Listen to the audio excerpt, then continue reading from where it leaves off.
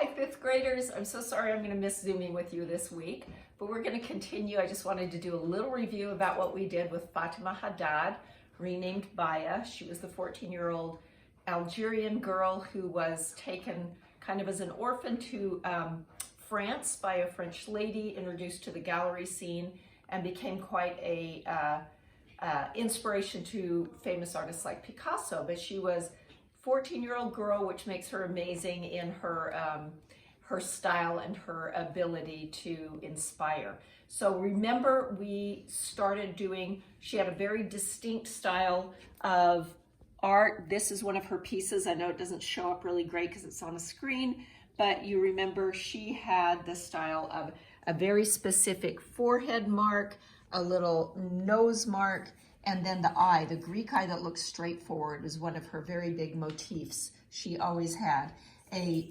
bodice and then a flowing skirt with lots of Algerian type of fabric designs, and then the background was very designed up. So remember, we took our black crayon, this is crayon resist, and we got the big, beautiful hair in. That was kind of a big deal. Sometimes there's a headscarf.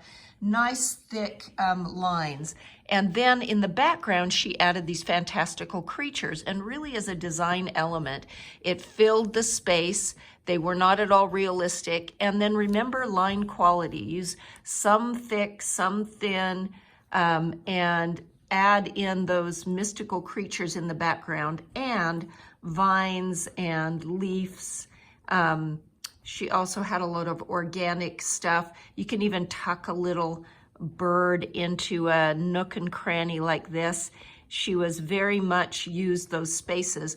All of her creatures have that same Greek forward-facing eye that her people did. And then make sure you fill those in with, and I'll go back even and fill in really thick parts of that outline and really thin. And sometimes she even had like crazy bunnies. Just let your imagination go wild with the creatures and what kinds of things you fill the background with. But really fill the background, and remember, whatever the creature is, put that great Fatima Haddad Baya eye on them, and then you can decorate them up. I think most of you have gotten about to this point. I will do, because it's a resist with a watercolor wash, I'm going to show you that. You try to fill in really well with your colors. Even, you know, I always like having you take crayon and do several different crayons on top of each other to make the colors a little more interesting. So once you've really filled in those colors and made that wax resist very nice, on this side I've done it, then you will take your watercolors to do the background.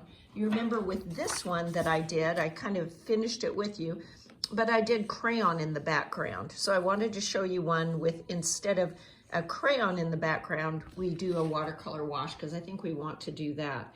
But you can see how it is just filled with different creatures and shapes. So for the watercolor, after you get this done, I'll just do half of it.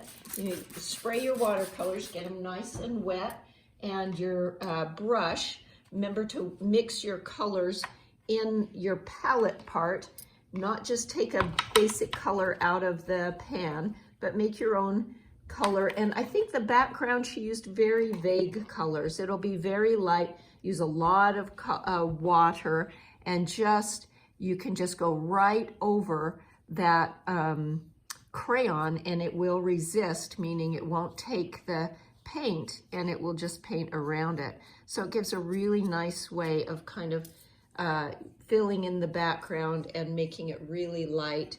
And then you can, even though I haven't filled this in, I'll be careful not to go over the bird, but it will define her face when you go around it with a background color, because she really left her faces unpainted and quite stark. And the way that it will show up is if you do that painting in the background. So I hope you have fun, fill in those beautiful crayons, layer up the colors, and then do that resist watercolor wash behind. And I can't wait to see how your people turn out. Miss you this week. See you next.